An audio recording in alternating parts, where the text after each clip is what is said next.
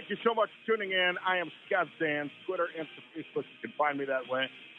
And listen everywhere on our free iHeartRadio app, News Radio 1370 and 92.9 FM. I have lived in town, as I've talked about, for about 8 years. And as you know, I grew up an Alabama Crimson Tide fan.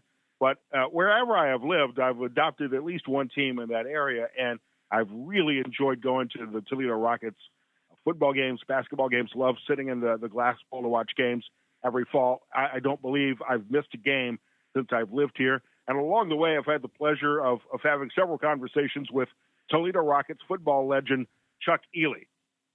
I didn't really grasp the history, the legacy of Chuck Ealey at the University of Toledo until I had met him a few times already. Before then, I just thought he was a player at UT that was still supporting the school.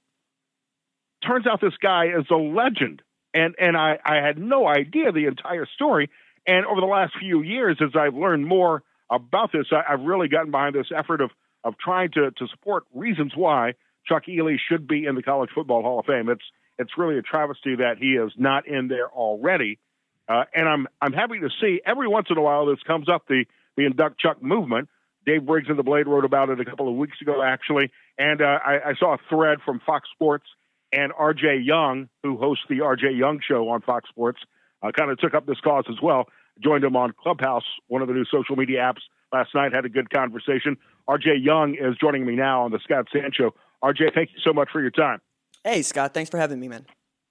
All right, so Chuck Ealey, undefeated quarterback at the University of Toledo, undefeated in the Canadian Football League, I believe, and during that entire time never received the credit to do that the Rockets should have received, or that he should have received as perhaps the best quarterback of the college football era at that time, 1969-70. Yeah, it's actually wild to me to think about because the perspective here is important. It's not just what Chuck Ealey was able to achieve. I mean, I don't think he lost a game. He didn't lose a game in high school either. So he's 65-0 by the time he became a professional. It's that 69 team finishes 11-0 and unranked in the final AP poll.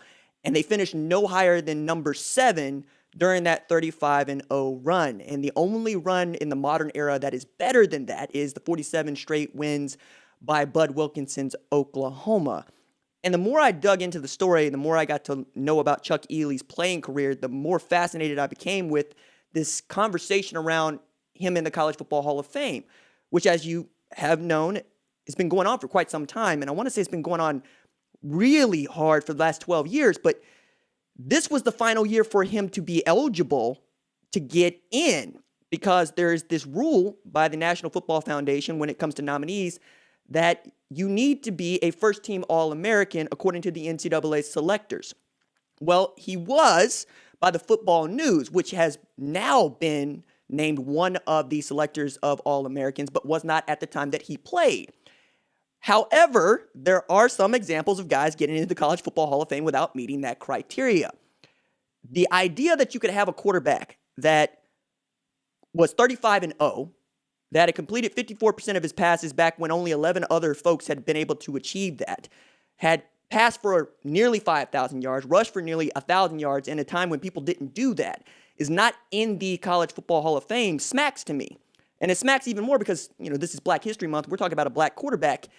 And the first black quarterback to get in the Hall of Fame came about 10 years later, really, in Doug Williams. So I didn't understand how we could not get Chuck Ealey into the Hall of Fame. And now it seems that his only way of entry would be with the Veterans Committee, which I hope will see the wisdom in this and correct what I think is quite an injustice. All right, so what do you mean this is the last year that he would be eligible? Is there a time limit on who could be inducted into the Hall of Fame? Yeah, so I wrote about this at foxsports.com in the story about Chuck. And according to the National Football Foundation's website, players that do not comply with the 50-year rule, that is 50 years since they last played a college snap, may still be eligible for consideration by the FBS and Divisional Veterans Committee, which examines the unique cases. But as the rules are stated, you have to have been what they called an All-American by one of those selectors. And again, the AP was one of those selectors. The UPI was one of those selectors. Doesn't even exist anymore. Right. And yet, because he did not meet that criteria at the time, that is their way of keeping him off the nominations list and from getting in. This is a year in which Tony Romo was allowed entry into the College Football Hall of Fame with a middling career at Eastern Illinois. And I'm not trying to go at Tony Romo so much as to say, he shouldn't be in. Whatever the criteria is, though. And if you're going to break it for a guy like Tony Romo, why can't you break it for a guy like Chuck Ealey? Do you think is it, and it very well could have been at the time. I mean, the first year that Chuck Ealey would have been eligible for the College Football Hall of Fame. I mean, let's be brutally honest. It may have been a racial issue that kept him out of contention. Do you think it still might be a racially motivated reason why he's not been inducted? I can't answer that question, right? Like, I don't know the answer to that question. I only know that we have been talking about Chuck Ealey for some time. And I thought that this story was particularly prescient because he's now outside the window, right? There would have to be some sort of Herculean effort on the part of the National Football Foundation to get him in. And I really believe in giving folks their flowers while they're still here to receive them. I want to see Chuck Ealey get in while Chuck Ealey can see himself get in. And that was one of the reasons I wanted to write about it now. Yeah, and I think it's very important. And since then, I mean, man, my social media feed, and I don't even follow that many sports guys. I mean, I love watching football, but I'm not a sports head. That's not. There's more to me than that. But since then, I mean, I'm seeing everybody retweet your stories, your graphics, Fox Sports stories. Tony Dungy earlier today. Everybody seems to be picking up some speed, and I think the timing is right. But the sports writers in these halls of fame tend to be kind of pig-headed sometimes. And you could ask some of those folks about what they think is the criteria and what they think the criteria should be. I'm just reading what they have and what they have said about it in the past, and they have said the criteria is the criteria. But we've seen with Fran Tarkenton and Archie Manning back in the day, 1989, those guys were able to get in. The other part about this that I found to be wild is after the career that Ealey had, finishing 8th in the Heisman voting in 1971, he goes undrafted in the NFL, right? And a lot of that conversation had revolved around him saying, I'm going to play quarterback at a time when it was still a pioneer's position for black quarterbacks. Black quarterbacks were routinely asked to play another position throughout the 60s. As a matter of fact, Marlon Briscoe, 68, becomes the first black man to start in the NFL at quarterback. And then the next year, Shaq Harris becomes the first black man to start a season opener at quarterback for the Buffalo Bills. So we're not very far removed from that when he makes this declaration.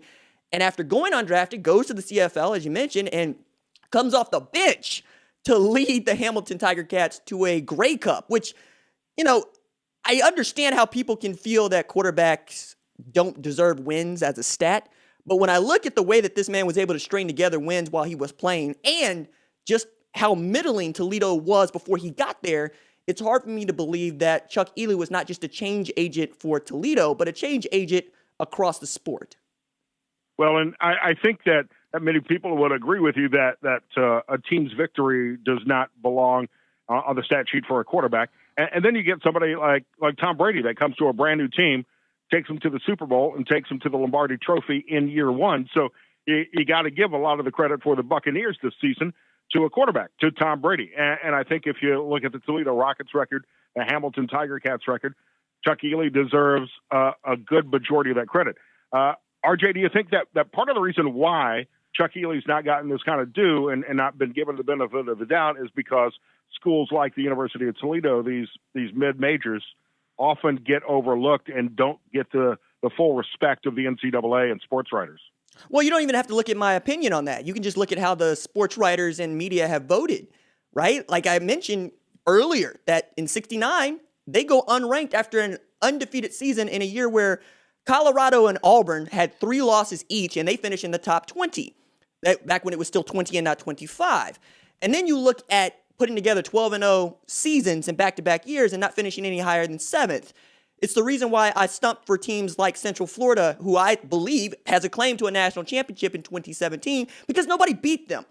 I believe the hardest thing to do in sports, in team sports, is to run the table undefeated, and you deserve an opportunity to play until somebody can beat you, and barring that, you deserve an opportunity to claim a national championship. And the way that college football works, the NCAA selectors, the polls, get to tell you who the national champs are, right? So if you don't finish at number one in any one of those polls, you don't have a claim to a national championship, which I think is stupid, because try to tell me that a kiddo at Toledo right now going through mat drills in February is any more important than a kiddo going through mat drills at Oklahoma. You can't. The sweat is the same. The heart is the same. The strength is the same. And because they didn't go to a school that is quote unquote a brand name, you're going to penalize them for that? No, sir. I live in America. It's meritocracy, and then it's equal. So until we can actually have those sorts of conversations out in the open, as I hope we can with like an expanded playoff and those things, I'm going to continue to yell about them, because I do believe that if more people were paying attention to wins and losses and to what you were able to achieve, we would have a much broader and fun sport that is much more inclusive. And I'm all about inclusivity. I would agree with that. And I think based on this, that Chuck Ealey and the Toledo Rockets in 1969, 1970, 1971 should be declared in part national champions. 35-0 as Toledo's quarterback, 3-0 in the Tangerine Bowl. You look at his career passing yards, his passing touchdowns, rushing yards. There's no doubt about it that Chuck Ealey is and should be a Hall of Famer. We're talking right now with RJ Young, RJ_Young on Twitter, Fox Sports and college football on Fox. You've got a book coming out, I believe. Have you finished this book about the 1921 Tulsa Race Massacre? Sam, don't you know it's bad luck to ask somebody about writing their book in the middle of writing their book? No. Is that bad luck? No. All right, so we will get you on when that's out and ready to go. I was looking at that on Twitter, so I can't wait to talk with you about that, RJ. What can we do? What can Toledo do to rally, to convince the National Football Foundation to help induct Chuck, to get Chuck Ealey into the College Football Hall of Fame? Don't stop making noise. Continue to flog it. Be loud about it. We understand that noise gets people's ears. You can't hear it if it's not yelled about. It is the reason why we protest. It is the reason why we raise a stink. It is the reason why I wanted to write this story. It's not just because Chuck Ealey is one of the great players of the sport, and that's what the Hall of Fame is for. It is also because I think that it's not right that he's not in the Hall of Fame, and to that degree, that Toledo is not represented in that way in the Hall of Fame, because I still believe it was novel to have a black quarterback at Toledo, especially at a time when Bo Schembechler was at Miami of Ohio and offers Chuck Ealey a partial scholarship to be the third string quarterback, but also to play some defensive back.